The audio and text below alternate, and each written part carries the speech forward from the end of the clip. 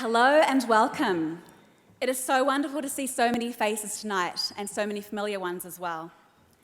My name is Rachel Wong and I am the CEO of Women's Forum Australia, an independent think tank that strives to create life-affirming, authentically pro-women cultural and policy change in Australian society, with values that I believe very much reflect the man we're here to honour tonight.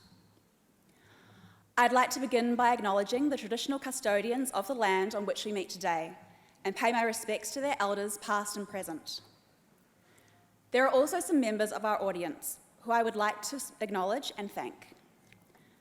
First, I'd like to give a special welcome to Tim Fischer's wife, Judy Brewer, and her family members, as well as John and Julia Anderson.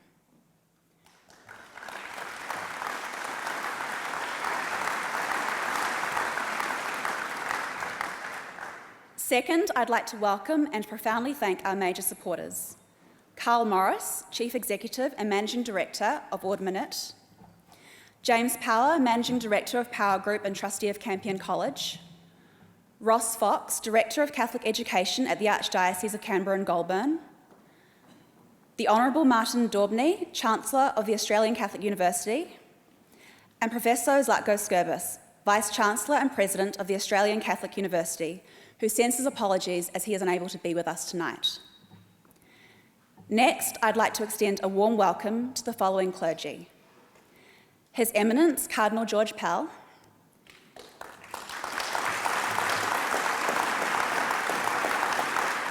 His Grace, Archbishop Christopher Prowse.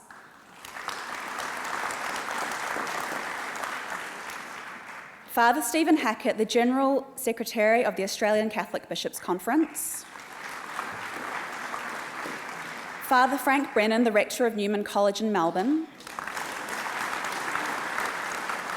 Monsignor John Woods, the Episcopal Vicar for Education at the Archdiocese of Canberra and Goulburn,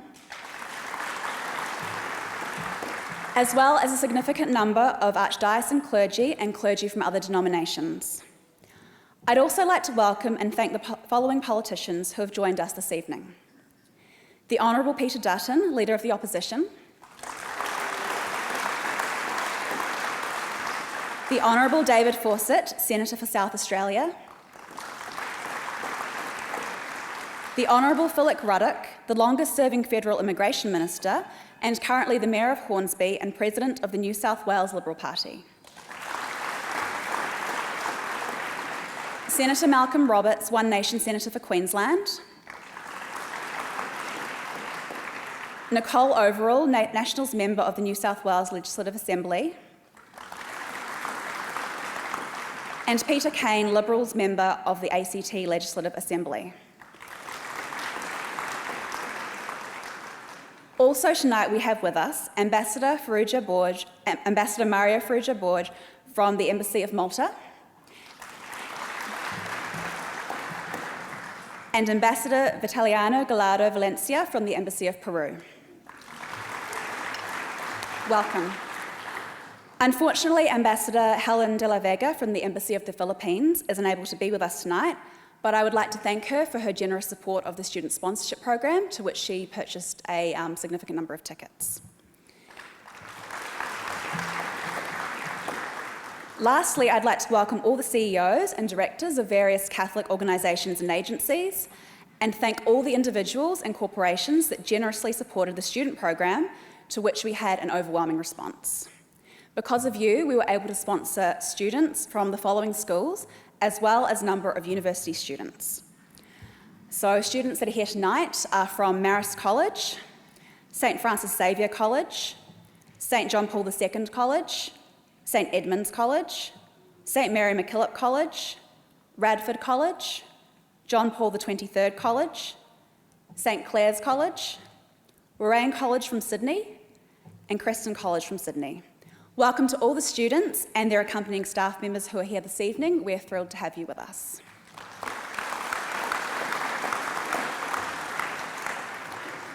And after COVID foiled our plans last year, I'm excited to finally welcome all of you to the inaugural Tim Fischer Oration on Ethics in Public and Political Life. This event will be biannual and honours the life and extraordinary contribution that Tim Fischer made to this country. I believe there are over 500 of you here tonight with tickets completely sold out, which is a fantastic response to a launch event, and I think a testament to Tim's legacy, as well as an indication of a deep desire to see more of what Tim gave this country play out in our current public and political landscape.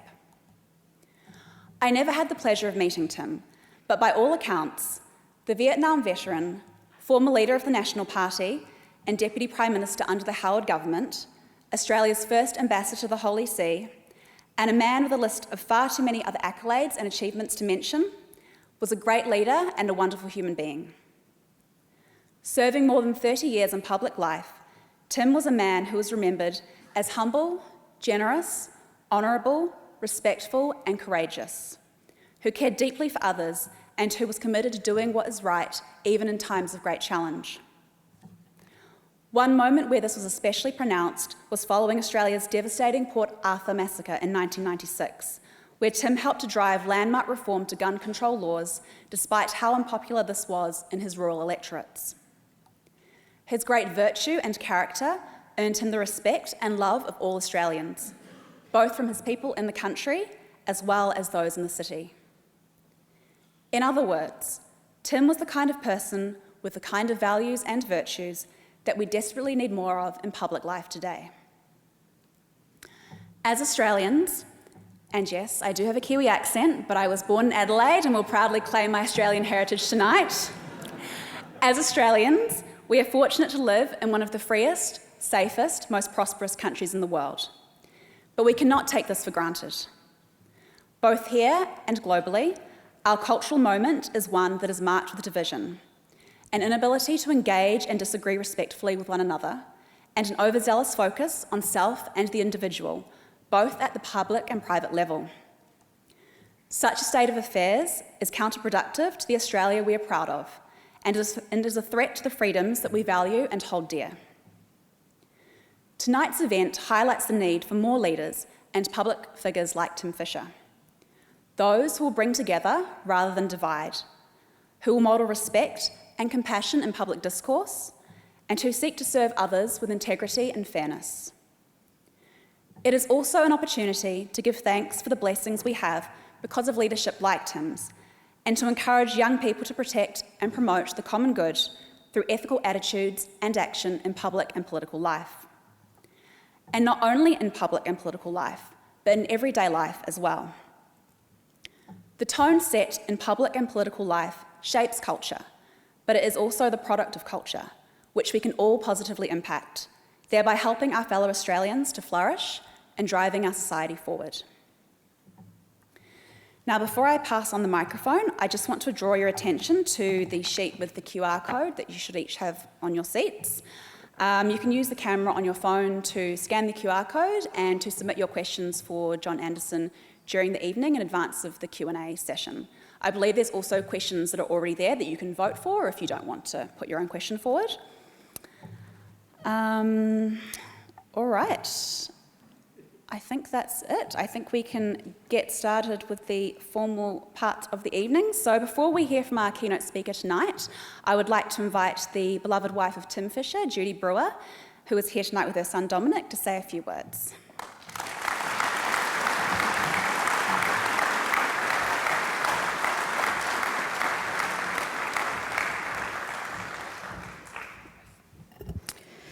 Thank you, Rachel.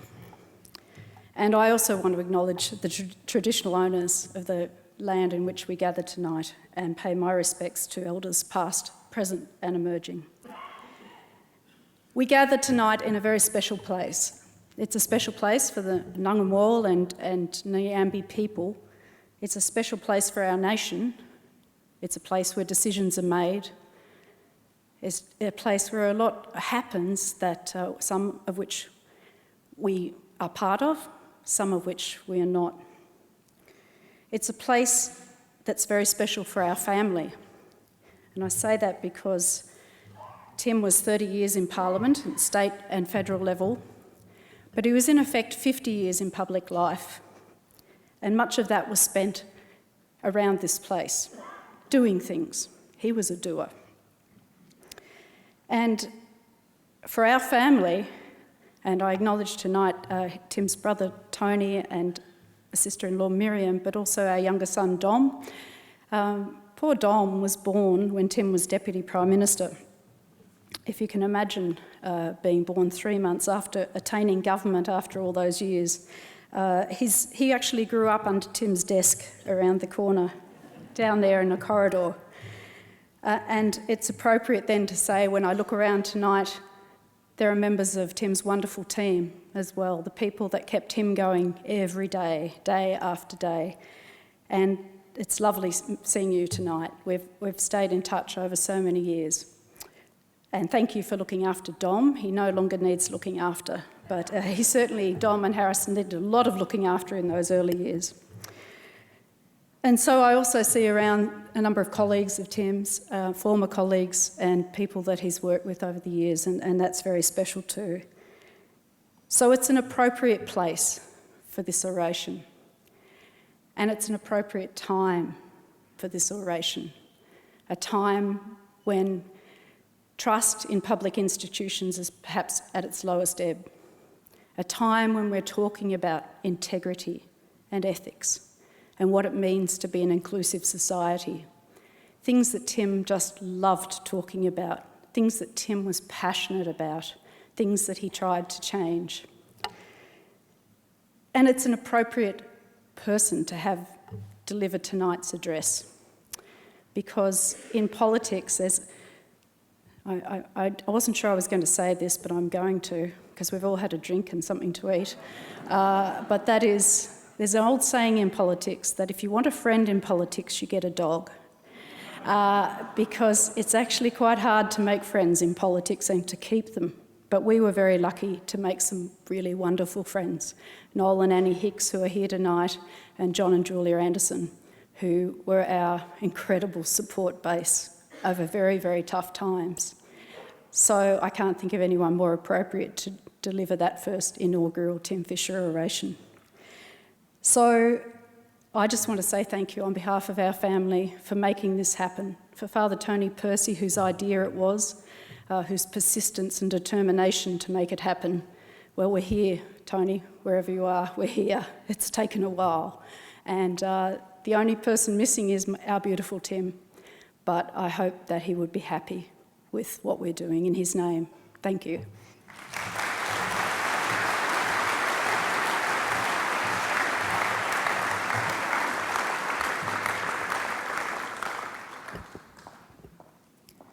Thank you very much for those lovely words, Judy.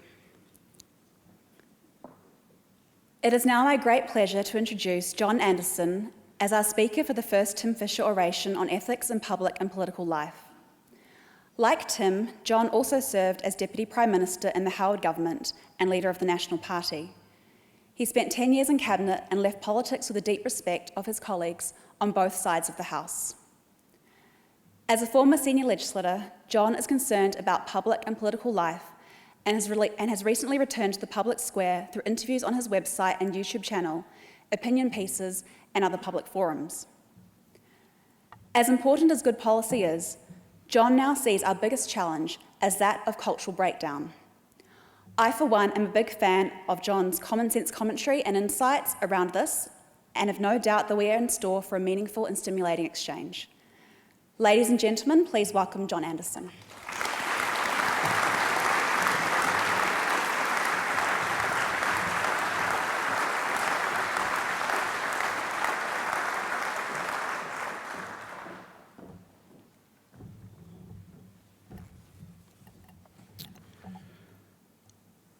Rachel, thank you. Beloved friends, will you excuse me if I allow the salutations to stand as so graciously delivered by those who have gone before me. I really appreciate being with all of you greatly tonight in this, the nation's clearinghouse of big ideas. I first met Tim Fischer in the early 80s when I was 27 and he was 37. I was immediately struck by his wide-ranging curiosity, his deep and genuine interest in others, and his sheer energy. It was not for nothing that Tim was known as 2-Minute Tim. The thing about it was that he filled 18 hours a day, day after day, with 2-minute slots. As you've been told, I was his deputy for 6 years and his successor as leader of the National Party and Deputy Prime Minister for 6 years. So I knew him well. I valued his friendship. I miss him. He was intelligent. He was trustworthy. Our society cannot work if trust breaks down any more, I put it to you, than it has today. He was honourable and he was warm. There was a touch of the endearingly cunning about him, dare I say. He was a man of simple but by no means superficial Christian faith. I think his most lasting legacy might in fact be that his authenticity, his genuineness, his openness, his character was sufficiently strong to cut through the cynicism and the distrustfulness of our modern culture. In short, Tim was trusted because of the way he lived his life. We recognise authenticity when it's before us. I must say that whatever our personal qualities and whatever you and this audience might have thought of them, there is one regard in which we were both quite brilliant. We both chose our parents very well. They were Australian, and country Australians at that.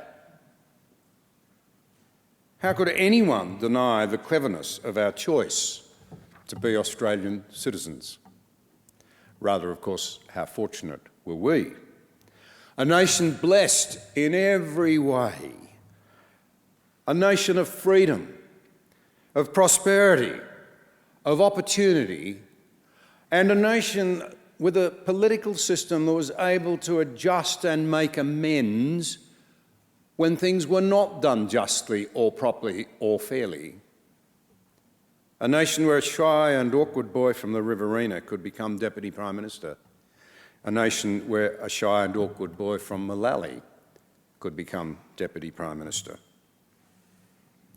Mind you, there's a sense in which I managed just a little more brilliance than Tim. He was an early baby boomer. I was a mid-baby boomer. I missed the travails of Vietnam, where Tim's character, of course, emerged.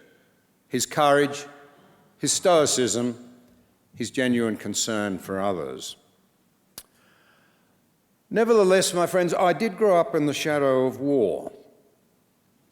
My father served in the famous 9th Division in the North African desert, so revered and feared by General Rommel, who referred to them as the finest men that the British Empire had produced. He was horrendously wounded on the second day of Montgomery's massive and ultimately successful pushback against the Afrika Korps at El Alamein. His mates, on discovering the bloodied remains of his shirt that evening on the battlefield, found him unconscious in an oxygen tent and were told that he would not see the night out. But he did. And I grew up with a father who was revered. It was an interesting thing for a boy to sense that people reacted to my father on the basis of their knowledge that he had seen unmentionable and terrible things and that he had been brave in the face of them. He, of course, never spoke of it. I only found out what had happened after he died. As is so often the case, when they're gone, we come to appreciate them so much more, don't we? We recognise what we've lost. Even when I asked him about his shattered leg, the pieces of shrapnel still rising to the surface of the skin on his left shoulder, the deep scar on his stomach, he'd brush them aside. And I could only wonder in horror at the nighttime screams from time to time when he'd wake up reliving the moment when the Panzer found the range and he was yelling at a younger man. He'd have been 24, the younger man would have been 19. "Get down, you fool, get down, you're going to get hit." Well, they were both hit. The other was killed, my father nearly. It left me with a profound appreciation of my freedoms and those who had risked and all too often given everything for them. And I was convinced of the need forever to avoid naivety and wishful thinking about the world. One has to deal with things as they are, not as we would necessarily like them to be, at the same time as we ought to commit to working towards a better world. And I've quite simply always believed that old hackneyed adage that if you want peace, you must prepare for war. Can I put it to you that in order to understand the future, one must begin with a solid understanding of the past? Australians in the 1930s, I've come to understand, as a lover of history, when my father was growing up, were living in something of a fool's paradise. In contrast, it has to be said, to the lead up to the First World War, where a very young country of just a few years standing, perhaps 4.5, 5 million people, recognised that serious global unrest was going to lead to something very ugly indeed. And on a bipartisan basis, that newly federated country prepared deeply and thoroughly. They did not ignore the warning signs. They built an impressive army. They built what was called a Tier 2 Navy, good grief, complete with the first 2 of what was intended to be 6 submarines. Groundbreaking technology at the time, but that did not deter our forebears. When we celebrate Anzac Day every year, we often forget that that newly acquired naval power enabled tiny little Australia to secure the Southwest Pacific, to make its homeland safe in the face of the enormous German presence in the Pacific. By contrast, in the 1930s, we not only had no submarines, we had no effective anti-submarine warfare capacity, which was to prove disastrous after the Japanese entered the war. We, in our cleverness, had not purchased Spitfires or Hurricanes. Rather, we had pursued domestic industry policy and tried to build our own fighters. The Wirraway, it proved hopelessly ineffective in battle and was little more than a death trap for those cream of our youth who bravely tried to do something meaningful with them. Perhaps it was understandable that after the horrors of World War I and the trenches, no one wanted to even countenance, let alone plan, for another war. Emotionalism and wishful thinking ruled over reason and analysis, and frankly, I think, probably even courage. This, of course, was not simply an Australian problem. It was a Western problem. The famous so-called Oxford Pledge in February 1933 was a debate at the Oxford Union Society in England. It saw the motion that this House will under no circumstances fight for its king and country, passed by 270 votes against 153. Winston Churchill always maintained that the so-called Oxford Pledge encouraged Hitler to believe that the West was becoming soft and degenerate, and that its young people no longer believed that their culture and its values were worth defending.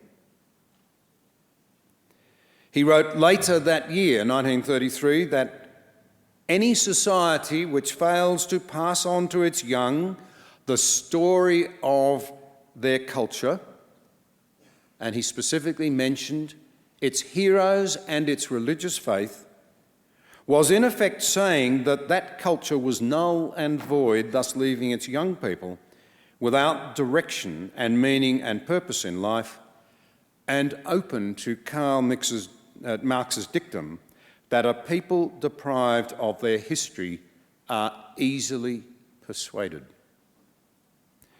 Churchill recognised that there were massive external forces beginning to align against the Western democracies, but he saw how dangerous it was for elites in the West to aid and abet those external forces building up by undermining their own culture. In fact, he perceived the very real problem that Britain was beginning to war itself with its own underlying values and precepts and no longer willing to advance them and defend them. Today, that most observant of Western commentators, Walter Russell Mead, powerfully makes the point that both Russia and China now think that the West is so internally divided and degenerate that it is collapsing, that we will, so to speak, fall into their lap, that they are on the right side of history. By contrast, Churchill believed that Britain still had moral fibre when in his 1940 Battle of Britain address, he predicted bravely a British victory because, in his words, "We are the most united of all the nations, and because we've been nurtured in freedom and individual responsibility, and are the products not of totalitarian uniformity, but of tolerance and variety." Freedom, individual responsibility, tolerance and variety. I'll come back to those in a moment. But in the meantime, let me say this. World War II, as we now know, was a close-run thing, a very close-run thing. None of us would be here tonight if it were not for the bravery of that one man, Churchill, at a critical time in history. And yet nothing changes. He suffered rejection, mocking, even cancellation by the BBC. Can you imagine? Until it was realised that despite some of his weaknesses, and they were quite real, he was the right and only person in that hour of need. His leadership and character gave Britain and the free world what they so desperately needed. I love those Churchill stories, don't you? It's said that in one of those heated discussions that he was always engaged in when he was being painted as a warmonger, that he and Lady Nancy Astor, the leader of the so-called Clevedon set, who wanted to appease Hitler, were having a terrible row over dinner. And so he was saying to her, "But you cannot ignore what Hitler is doing over there. We have 100 warplanes. He's assembled 4,000. That was an actual figure, by the way, as late as 1938. He's going to use them. Oh, Winston, you're impossible. You're just a warmonger. I don't know what to do with you. Look, if you were my husband, I'd put poison in your coffee." To which Churchill reputedly replied, "My dear Nancy, if you were my wife, I can assure you I'd drink the coffee." To my great regret, I have to tell you that it's apocryphal. He didn't say it. A good friend of mine gave me a book of the things that Churchill did say, the things he didn't. I found one in there that I'll share with you, ladies. I hope you'll forgive me, that apparently I hadn't heard that he did say. He was invited to America shortly after the end of the Second World War to the unveiling of that very famous bust. John Howard had a copy of it, a facsimile of it, I think you call it, in his office. You know, the one with a sort of V-shaped neck and the bulldog head on the side? You will all have seen pictures of it. It was unveiled, he made some appropriate remarks, and an extremely attractive young American lady came up to him and rather gushily said, "Oh, Mr. Churchill, I so admire you, the defender of the free world. None of us would be here if you hadn't stood in that darkest of hours. I want you to know that I drove 100 miles this afternoon to come to the unveiling of your bust." Churchill couldn't help it. He said, "Madam, I can assure you that if you were to invite me to the unveiling of your bust, I too would drive 100 miles.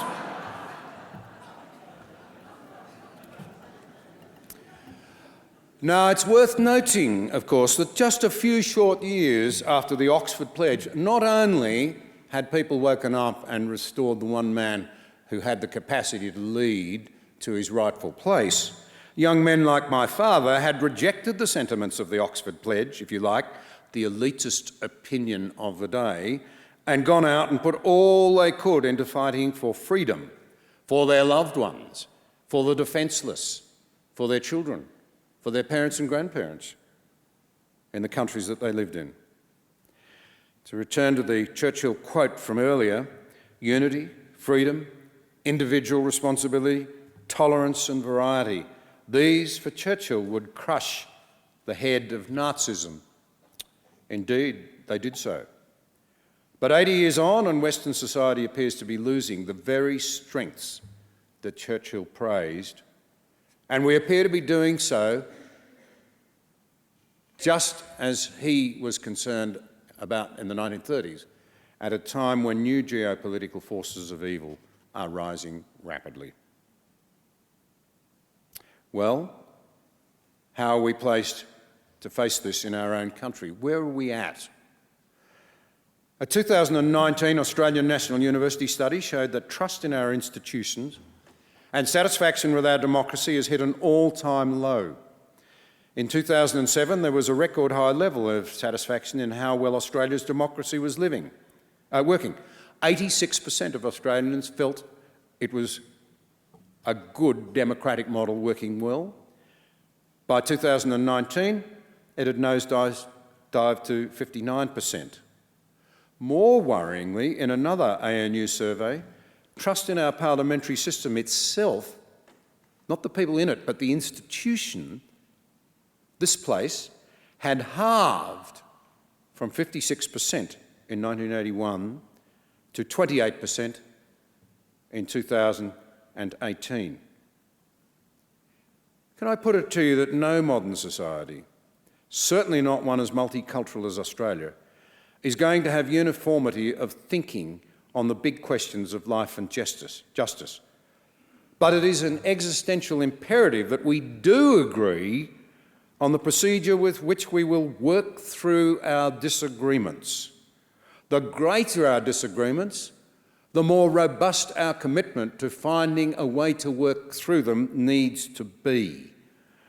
And yet, our procedure is parliamentary democracy. What is its alternative other than tyranny or civil violence? How on earth did we get here?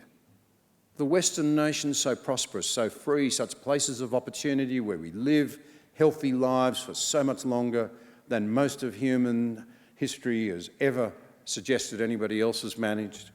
Indeed, even today, the most fortunate of people.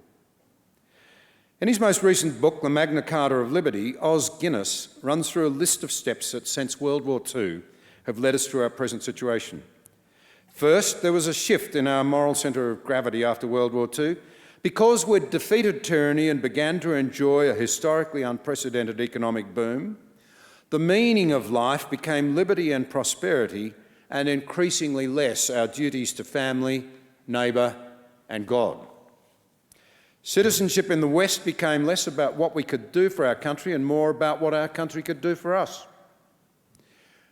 I think it might be fair to read Menzies' immortal Forgotten People speech, 80 years old this year, as largely a rallying cry to not let this spirit of duty die.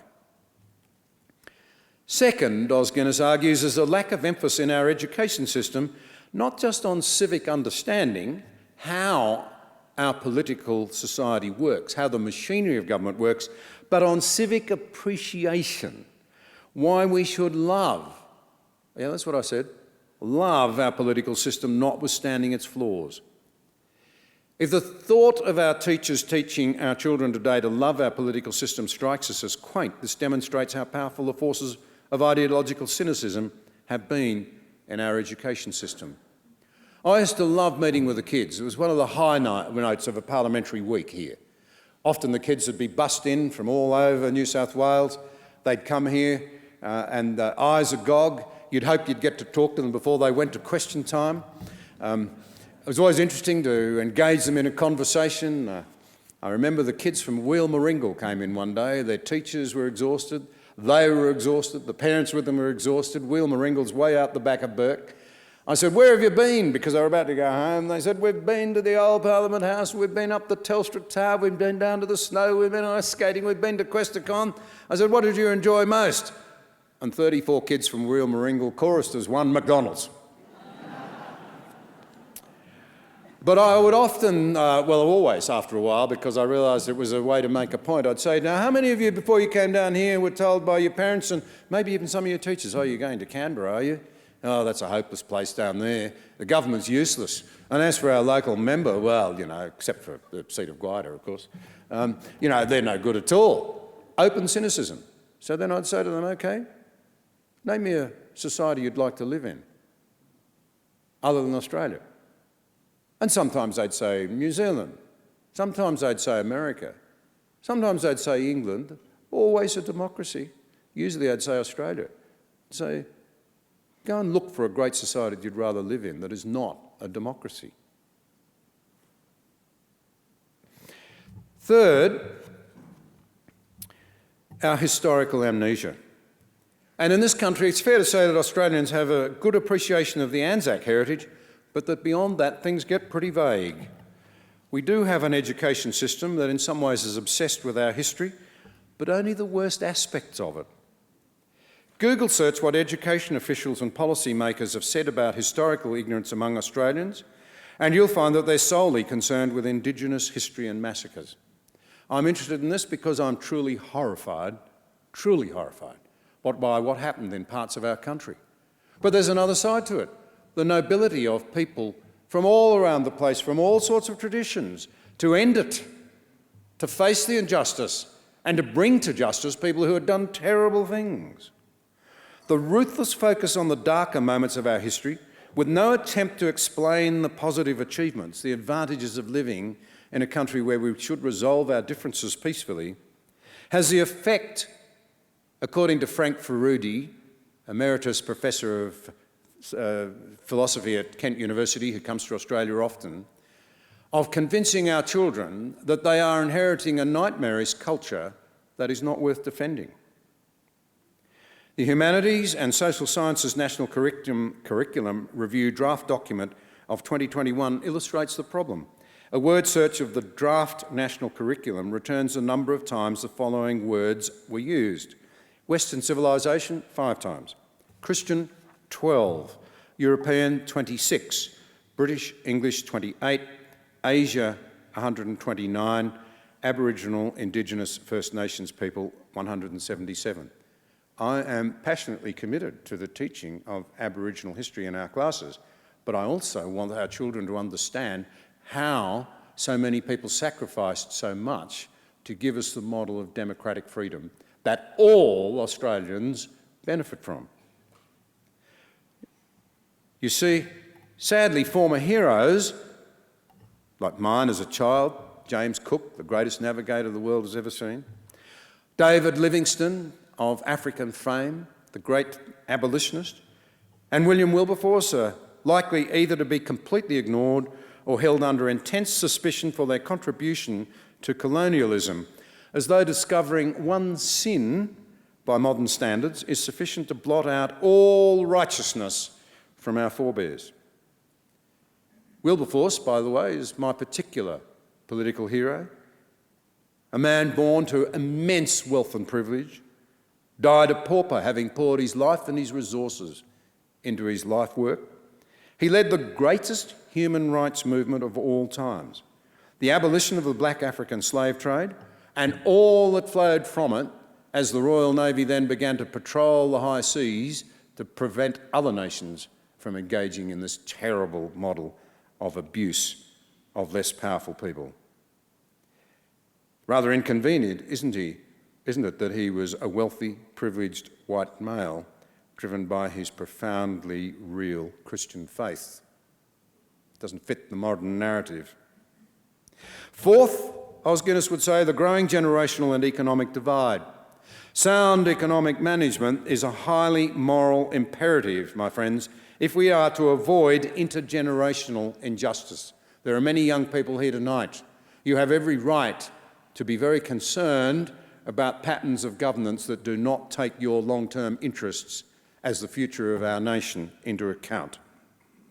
In March 1996, just a few metres away from where I stand here tonight, John Howard told the first meeting of the incoming cabinet that we were going to pay down the national debt and end the intergenerational theft. We were going to live within our means so that our children did not have to pay back borrowings that we'd made irresponsibly. And I will recall the moment of dread when I realised what was going to happen. We were not asked to cooperate. He just volunteered. Peter Costello, John Fahey, Jim Short, Michael Wooldridge, and then I froze and I thought, I'll bet Tim Fischer's nominated me from the National Party. And he had. And it was a terrible and grinding work.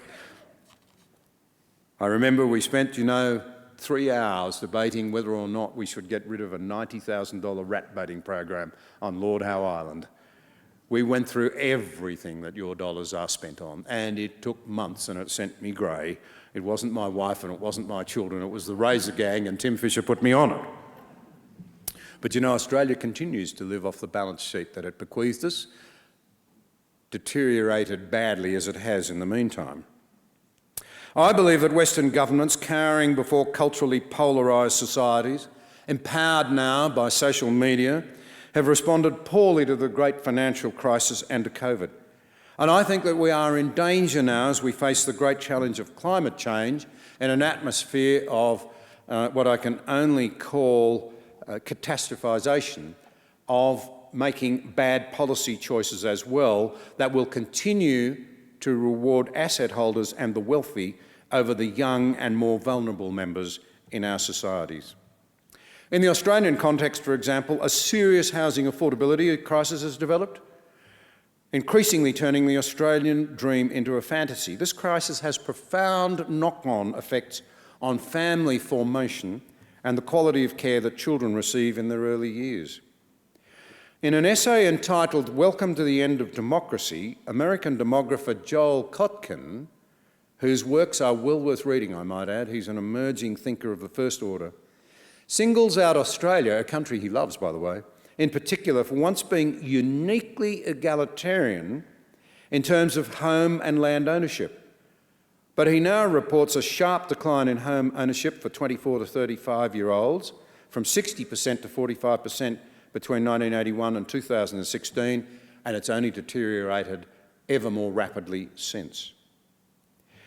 These same young Australians were also forced to make tremendous sacrifices for the older generation during the COVID pandemic. They'll be left with the economic cost of the lockdowns. What effect will this have on young citizens' esteem for the institutions under which they live? Just like the cynicism generated by the Vietnam War was so easily exploited by the neo-Marxists of the day, so today's downward social mobility will be an opportunity to sell statist fantasies like the universal basic income concept and the raft of policies that roughly make up what many call the Great Reset. On top of all of this, according to Joel Kotkin, surveys suggest now that around half of all young people think the planet is doomed by climate change, and they've become anxious and depressed by it, when in reality what we need them is to be emboldened and to see a challenge and to be resolved to tackle the challenge with reason and patience and calm. It's the only way we've ever dealt with crises down through the ages, is it not? Fifth, Os Guinness would say, the rise of neo-Marxist and postmodernist ideology, often now called wokeness. Woke is an African-American term, and it means that you are awakened when you understand that the essential problem of the world is racism. And you know that it then becomes, if you like, a heading for a whole series of other ways of seeing the world. What I want to say about wokeness is that it is a direct attack on what Churchill, remember this, called variety, that is, different ways of thinking and living. Os Guinness catalogues the development of this ideology which came to dominate our universities and then shape culture more broadly. Centrally, he notes the evolution of Marxist theory from primarily economic to cultural, going from calling for an economic revolution to overthrow capitalism to a cultural Marxist postmodernist revolution to overthrow Western civilization via, in particular, academia and through it, other culture-shaping institutions. Now, the phase of this development that we are living through now involves companies and big tech oligarchs who have adopted the woke ideals and aims of the neo-Marxist and postmodernist theorists. Large social media platforms, it should be noted, like Twitter, YouTube and Facebook, regularly censor and suppress opinions that run counter to the current fad or mantra. I have to say to you that the buzzwords of this great awakening or great awokening, inclusivity and diversity, turn out so often to mean in reality their exact opposite. Let's take the recent Manly Sea Eagles controversy. The Manly Sea Eagles management wanted the team to be inclusive, a good thing. But the way to be inclusive is simply not to exclude. It's not actually rocket science. Notice how in all of this, there was not one person who said they had been excluded from that Manly team on the grounds of their sexuality. Not one. By the normal meaning of inclusive, the Manly Sea Eagles were in fact already inclusive. But the actions of the team's management showed that woke inclusivity is actually to exclude and impose uniformity over genuine diversity, thereby destroying what Churchill called variety. Remember, the Manly Sea Eagles were already a team of genuine racial, religious and intellectual diversity. Some players agreed with LGBT ideology and some did not.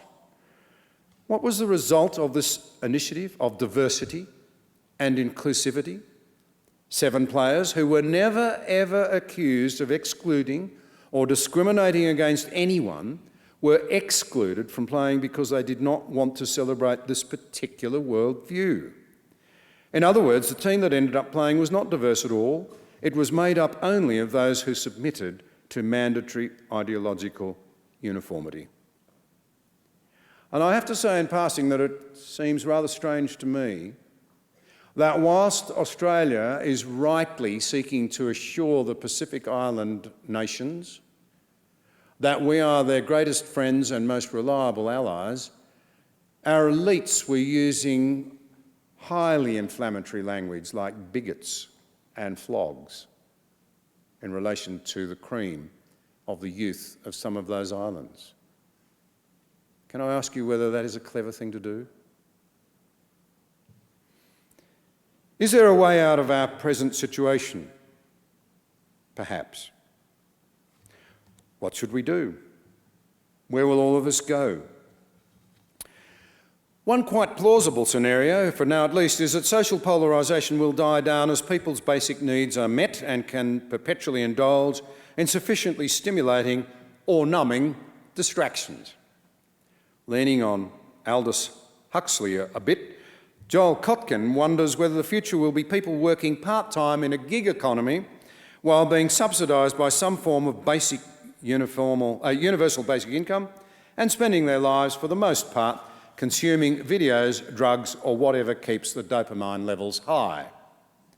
We become pigs satisfied rather than Socrates dissatisfied, to borrow a phrase from John Stuart Mill.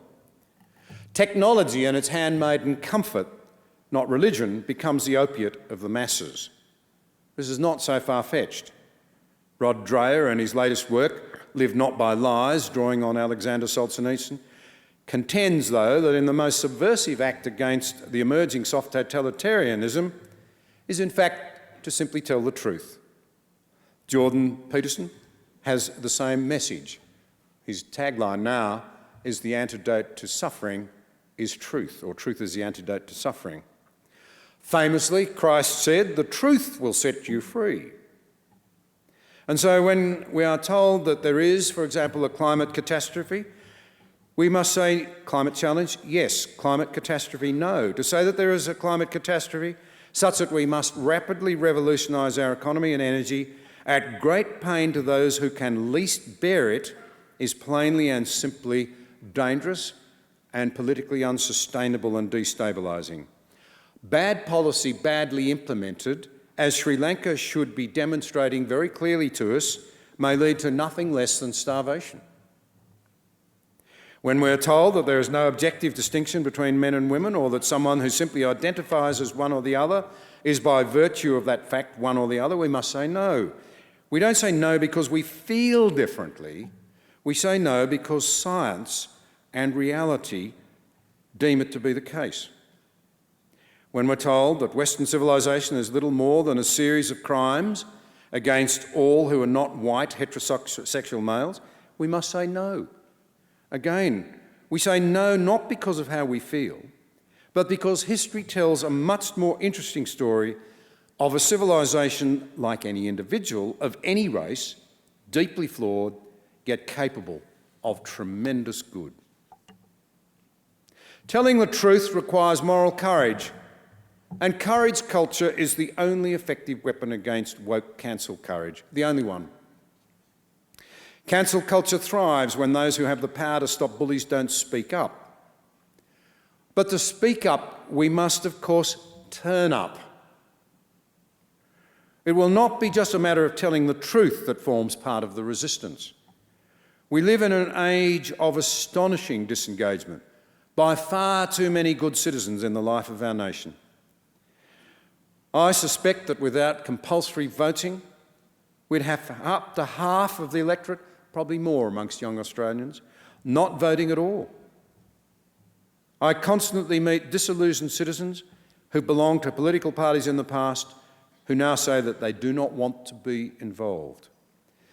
Former Supreme Court judge in the United Kingdom, Lord Jonathan Sumption, who's in Australia later this year. If you get the chance to go to something that he's speaking at, please do so.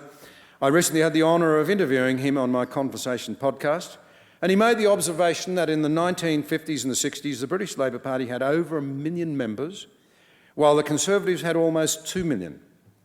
Today, the Royal Birdwatchers Society of the United Kingdom has more members than both political parties combined.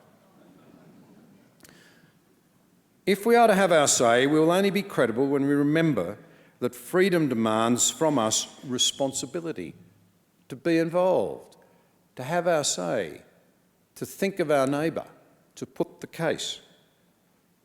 It also requires of us, and I think this is really important aspect of responsibility, we have the duty to live in a way that our actions don't result in the social problems that become a pretext for the state to expand into all areas of our lives to save us from ourselves. In other words, freedom cannot simply be doing what we want, when we want, where we like. It cannot even merely be defined, as it so often is, as doing whatever we like as long as we don't harm others, because we have an extraordinary and almost infinite capacity to convince ourselves that our actions are harmless when very often they are not. The decline of the family is a case in point. One way to help restore future generations' faith in great institutions is to be faithful in the very ones that we enter into. Katie Faust and Stacey Manning's recent book, Them Before Us, Why We Need a Global Children's Rights Movement, exhaustively documents the harmful effects of the breakdown of the nuclear family on children, from children all through adulthood. And we must be utterly realistic. The data is there. The research is in. Our children are not doing well. The levels of anxiety, of depression and of self-harm tell us a story that should be the focus of a very great deal of national soul-searching. I spoke earlier about the need for civics classes in Australian schools to not just teach how the system works, but to cultivate a love for our system. But this won't be much good if young people find it nearly impossible to own anything once they enter into society as working, tax-paying adults. To avoid Kotkin's dystopia, in which people rent rather than own, legislators and policymakers need to think creatively about housing affordability. For example, the post-COVID work-from-home culture is a great opportunity to develop the regions for people to move to, That's a sentiment that Tim Fischer was very passionate about. And as people move and build, there'll be opportunities for tradesmen, for IT specialists. It goes on and on and on. Private ownership will do more to persuade people against dystopian utopias than more mere arguments against socialism. Remember that Marx himself rightly mocked lofty talk about property rights when in his time hardly anybody in Europe could own property. Well, to bring the plane into land, in conclusion, to circle back to my introductory remarks about Tim as a man of faith, Jesus said this, "Man shall not live on bread alone, but on every word that comes from the mouth of God." Any critical assessment of the West and our culture will be profoundly inadequate without acknowledging the critical influence of Christianity. History reveals the boons of the West: prosperity, democracy, science, literacy, freedom, commitment to humility, and the service of others emerged from Christianity. Indeed, our longest-serving Prime Minister, Sir Robert Menzies, a man of great and powerful intellect, and I think a real understanding of history and our culture. I'm so glad that history is now starting to put together his famous speeches and writings and letters. Menzies said this, "Democracy is more than a machine. It is a spirit. It is based on the Christian conception that there is in every human soul a spark of the divine." For Menzies, democracy could only work if we remember, and I'm quoting him directly here, his words, "With all their inequalities of mind and body, the souls of men stand equal in the sight of God." And he was an advocate of G.K. Chesterton's pronunciation that the good book has given us an uncomfortable but great way to live even when we disagree. It insists that we love our neighbours as ourselves, and we love our enemies. As G.K. Chesterton said, they're usually the same people. But it doesn't mean that we are free of the obligation. So, my friends, we must ask, can the best of Western civilization survive without its spiritual nourishment any more than a flower plucked from its soil? In the case of the West, including Australia in particular, the God that inspired many of our great feats of architecture, of music, the rise of modern human rights and modern democracy, was no mere philosopher's God. He was the personal, redemptive God of Abraham, who, we are told, and Christians believe, became flesh and lived amongst us. Properly understood, the cross is the ultimate demonstration of extraordinary love and service. It demands of us the humility to use power only for the betterment of others, not for ourselves. Much as the demonstration of the cross, we forget this, was in stark contrast to the lust for domination that characterised the Roman Empire in the first century, so it still stands in stark contrast to the hideous grasping for power and influence over others, control over others, that so marks our modern life and discourse. How many aspirants to our nation's highest political office would even know that the term Prime Minister actually means first servant? Minister, from the Latin meaning inferior or servant. So the Prime Minister is the first amongst servants. Tim Fischer, I believe, understood that in rising to one of the highest offices in the land, he should use the power that he had not to advance his own interests, but to pursue the things that he so passionately believed in, the welfare of his fellow Australians, as Judy remarked so aptly tonight. It was through millions of people turning to Christian faith that Western civilization as we know it was achieved.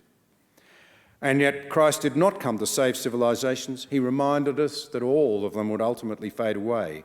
Rather, he was concerned for the individual. May none of us miss this ultimate point.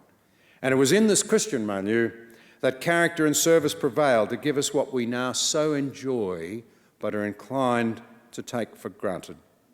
It was this civilization which blessed us with men of character, like Tim Fischer.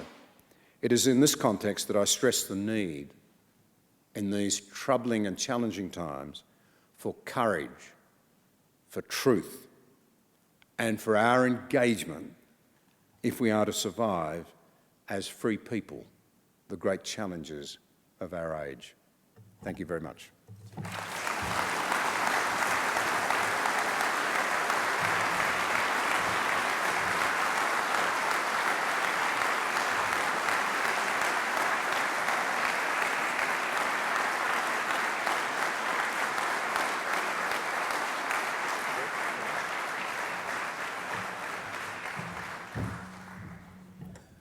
Thank you so much, John, for that incredibly powerful, thought-provoking, and I think very appropriate first Tim Fischer oration. Thank you especially for crystallising some of the great challenges that our culture is facing, like, you know, the sense of entitlement, the real desire to kind of pull down rather than bring up, the historical amnesia that we have, the identity politics and the wokeness that we face. And thank you for also suggesting some of the antidotes to that, like freedom and truth and courage and responsibility and God. Thank you so much.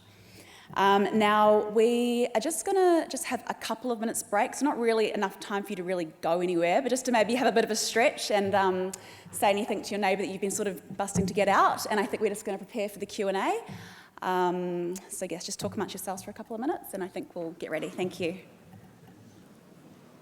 Here with us now is John. We have esteemed journalist Chris Uhlmann, who is going to lead the Q&A with John, based on some of the questions that you've been sending through during the evening. Don't worry, John, we're among friends here, so I'm sure Chris will go easy on you. Thank you for that. Esteemed is not something I usually get called within these walls. I've been called many other things within them. John, look, just before I go to the questions that we've got here, and our time is really quite short, what can you do when you talk about the war within, when the institutions are essentially captured by the post-modernist revolution? So all of business now, all of the bureaucracy, broadcasting, most of the media. So coalition governments, for example, come and go, but those institutions endure. Sorry. Well, that is the big question, isn't it? But it requires our engagement, it requires our courage. We have to speak up. To speak up, you've got to turn up. There are many people here who are involved in real and valuable attempts to set up educational institutions that will give people a grounding in the classics and in the foundational values, beliefs and values of the West. It's going to be extraordinarily difficult. I did a conversation the other day with Richard Epstein, a very senior jurist and lawyer in America, and he made the observation that everywhere across America now, academics are just walking away from their institutions because they don't feel there's a diversity of views allowed. They just feel censored, they're sick of it, they're walking away. Well, that's crippling for a society, absolutely crippling. I was at a function like this last night. Somebody texted in a question. What do? I'm a young man. I'm in a workplace. If I dare to disagree with the orthodoxy, I will lose my job. And I said, my heart absolutely goes out to you. I am ashamed that my country has got to the point where you cannot express your views in your workplace. What on earth do you think we're doing? Why is it that our young people are only now seeing how dangerous the CCP is? Why, after the 20th century, the horrors of the 20th century, was the education system not telling them about how ugly communism is? And this idea that it's only because it's never been properly implemented is absolute balderdash. It has a central flaw at its heart, and that central flaw is that the party demands your first and primary loyalty. There's not a person in this room who's going to give any form of governance your first and primary loyalty. And if there is, please put your hand up now so that we can laugh at you. You're going to give it to much higher priorities in your life. I would hope you'd seriously consider, up there first, but your loved ones, the people around you and your community, and that is right and proper. Government should be downstream of the culture, and culture, of course, is downstream of beliefs and values. We don't want to live in a society that inverses it so that we are functions of government. So there's no easy answer at all. But we've got to face how severe the problem actually is. And the greatest thing that encourages me is the sheer number of young people now, and I know this because they pull me up in the streets about my podcasts and things, who say, we know we've been sold a pup. They're like the young men and women at Oxford who put up that proposition that they wouldn't fight for king and country, and a few short years ago realised what that meant, and they went out and defended it. Well, as Churchill said when he became Prime Minister, let's just hope it's not too late. Now, on a reasonably tight deadline, we have lots of questions from the floor, so I'll crack on. What do you think the rising influence of news and fake news will have on ethical decisions in politics? The fake news, what impact does it have? Massive. I say it because Ayaan Hirsi Ali, who many of you will know from her appearances on ABC television and so forth here, she makes the point that we are turning our democracies into emocracies, where everything is emoted, based on how we feel, not calm reason, not data, not the facts, not respectful debate. And so fake news plays into the hands of an environment where a divided people are able to say, well, I think this is true for me and it serves my ends, so I'll put it up, knowing full well that it's false. That's why a return to speaking the truth into the public square, no matter the price, is critical if we're to ever turn this around. Now, I should say that I'm going through the questions that we've got and they're being voted on, so this is very democratic. This one got 21 likes from the floor. What are the moral implications of political polarisation on our democracy? Whilst we need ideological differences, is there a point where this becomes counterproductive? Is there a solution? Oh, it's a very, very good and vital question. I see why people liked it. That's what Menzies was driving at. I don't think Menzies was a particularly personally religious person, but he understood civilisational Christianity was absolutely based on the idea that whether I like you or not is a little irrelevant because a higher authority has said that person matters as much as you do. The spark of the divine, all souls equal in the eye of heaven. We have not found in the post-Christian age, because that's what we're living in, you know, we've morphed from Christianity's true, even if I don't go to church, broadly speaking it's right, to it's just one of many truths, to it's bad news and it's harmful and you shouldn't expose your children to it. And along the way, we've jettisoned the idea of loving your neighbour even if you don't like them or they're your enemy. This is absolutely critical. Here is the challenge for the neo-Marxists and the postmodernists who so dominate the modern language, modern narrative. On what basis are you going to value the person you don't like and whose opinions you disagree with? If you don't have clearly in your mind that this person is equal in the eyes of a higher authority, you're going to lord it over them. If I'm God of my life, you're God of your life, and we happen to have a difference of views, well, we've got a problem. We're at war, and I'm going to try and clobber you. And this next one's bouncing up in the polls. What do you think is the cause of the decline in religious following in Australia? I think Os Guinness traces it through very, very well. It's a Western-wide thing. Disillusionment after the First World War, comfort after the Second, when we'd won out over tyranny. It's satiated us. It's become our opiate, and it's created an environment. Let's not mince words here. The cultural Marxists called themselves cultural Marxists. The people from the Frankfurt School in Germany from the 1920s, Gramsci and so forth, they used the term to distinguish the modern version of Marxism from the old. They were impatient that Western working classes were not rising up and overthrowing governments and installing communism. They sat around and said, why are they not doing so? Because of the strength of the institutions of those societies. This is not conspiracy talk, it's all there. They said it, it's what they argued. And they decided, well, we've got to undermine those institutions, and in particular the way you do it is through what's called the march through the institutions. Just to interpolate here, is there another problem here though, and particularly I think of the Catholic Church, which is my tradition, is that you come to bear witness to the truth. If you are seen to not to be bearing witness to the truth, that is the biggest breach of trust. I couldn't agree with you more. That is the other point. I think we've been our own worst enemies at times and behaved disgracefully.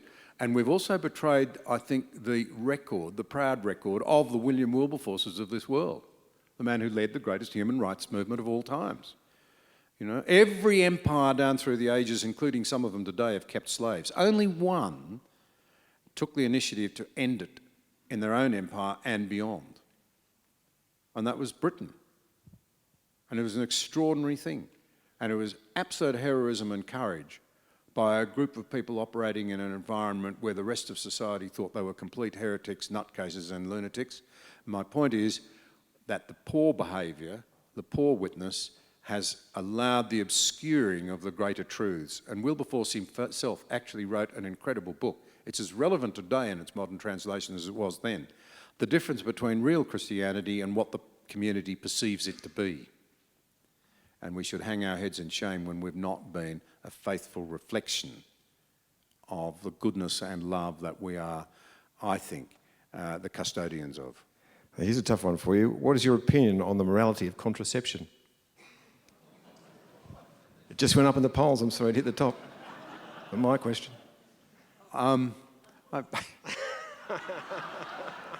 The questioner might come and explain to me afterwards what the point is. I'm not sure that I really am prepared for an off-the-cuff comment, which could get me into a lot of trouble. Well, we'll move on then. What do you think is the cause? One of my forebears was asked that question in 1949 in the little town of Warialda. It was Artie Fadden, and he was banging on. No television, so they were all out on the streets, corners, of course, and Artie's talking about how we're going to end petrol rationing, we're going to end butter rationing, we're going to nationalise the banks, and there's a fellow down the back saying, we want to know what your policy on contraception is. That's the most important issue of the day. And Artie eventually responded by, when he got the question in a form he could handle, what's your policy? Do you believe in it or don't you? And he replied, as a matter of fact, I've come to believe in it because in your case, if I get into government, I want to make it retrospective. Yeah. Was he the same one who said when he was quite fat and someone called out to him in public once, what are you going to call it? And he said, well, look, if it's a boy, I'll name it after me. If it's a girl, I'll name it after my wife. But it's what I think it is, I'm naming it after you. Anyway, so what effect will the rise of social media have on millennials, and I'd say all of us, from a political point of view?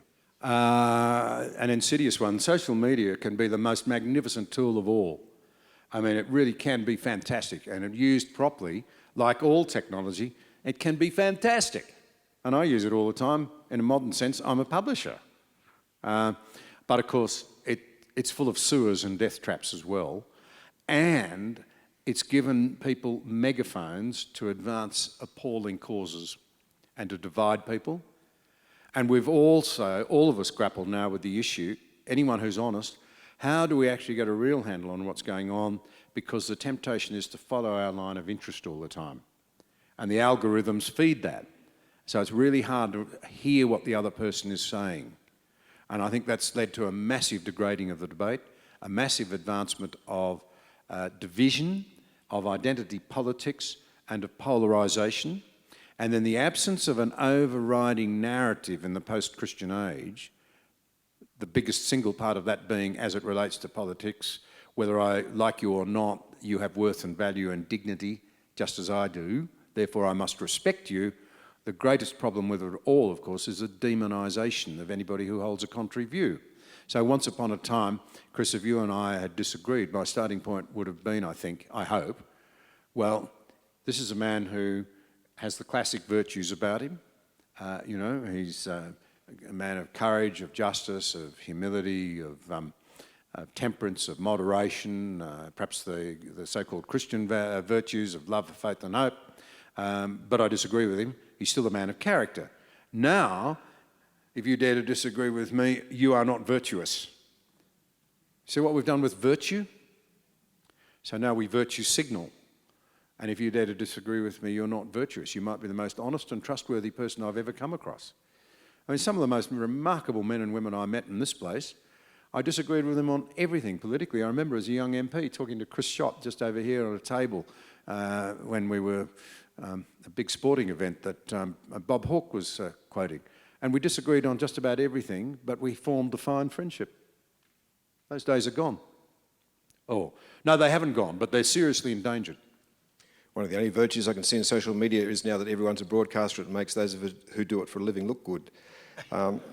So look, we'll finish, and we'll have to finish on this one, which is a very difficult one. You could write a dissertation on this. Faith has been a major topic of conversation tonight, but only Christianity. Oops. What about those who belong to other faiths? I'm sorry, I just lost that on the page. It's a very good question. I'd make two observations. The first is that unquestionably our particular civilization and democracy, there are about 180 countries in the world. About 40 of them are genuine democracies. And of course, they are the ones that essentially where the belief systems and the values were shaped by Christianity. That's the first point I'd make. So to understand our culture, at the very least, we need to understand its origins, what gave rise to it, and in particular this unique requirement, this radical idea that we should treat our neighbour as we would be treated ourselves. But the other point that I'd make, it's a really important one, really important, because it's showing that what we're seeing at the moment is that our commitment to multiculturalism is nowhere near as deep and genuine as we would like it to be. We actually expect people of other cultures to share their food and their wine and their different customs until they disagree with us on a social issue, and then we slam them, don't we? It's pretty superficial. In fact, as my good friend Os Guinness that I quoted tonight would say, this is one of the greatest questions before us of all. Are we going to have a naked public square where only the state is able to participate in the debate and all other citizens fall into line? And of course, that's very possible in this day and age because we have the technology to monitor everything that people do, say, even in their own homes.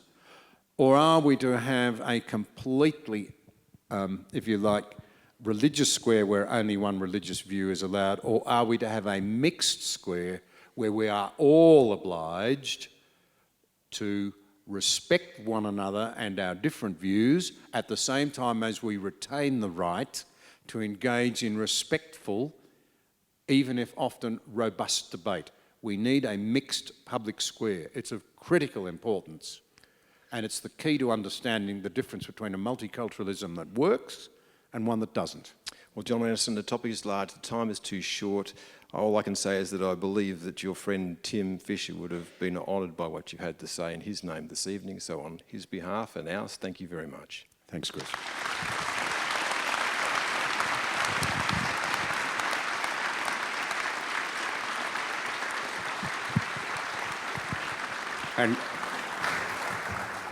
And Chris, I'm just going to say that one way or another I've suffered and enjoyed my times at the hands of many, many journalists, but there are none finer in this country than you, and you're very lucky that I'm not a dictator because you'd be running the ABC if I was.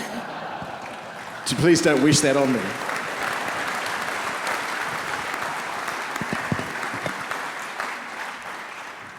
Thank you so much, John and Chris, for that very engaging and enlightening discussion. I'm sure everyone here would agree that we would love to hear more and more and more of that. Unfortunately, though, we are running over time, so I am going to now invite Archbishop Christopher Prowse up here to give the vote of thanks. Thank you, Your Grace.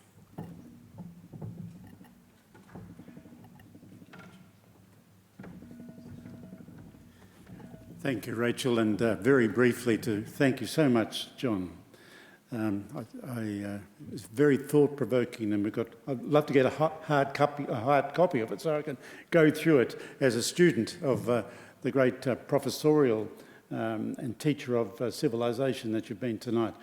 And Tim, I'm sure Judy would be very pleased with so many things. Towards the end, when you linked up what you said with Tim, it made me think of one of the great quotes of St. John Paul II, quoting from our Catholic tradition, when he said that to be truly Christian is to be fully human. And there's not a disconjunct between them. They're both, one leads on to the other.